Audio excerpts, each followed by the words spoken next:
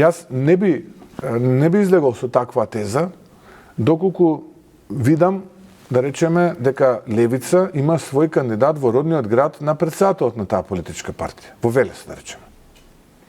Или пак да видам дека тие имаат свој кандидат за градоначелник во родниот град на, условно кажано, вториот човек во таа политичка партија, пратеникот Крмов, во Штип.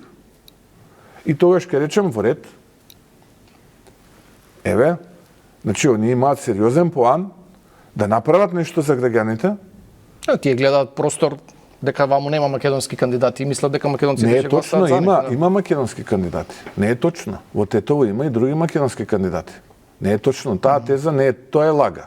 Затоа велам, кога се обраќам кај граѓаните на митинзите, им велам, немојте да го давате гласот за помалите политички партии, кои што се представуваат како честни и испосници. Ниту се честни, ниту се испосници. Токму еве ова вие сега што кажат. И сега што се случува? Вадат кандидати во Тетово, во Гостивар и во Струга. Тие кандидати немаат ниту еден настан на терен. Нивната активност се сведува плука и по христијани по ВМРО.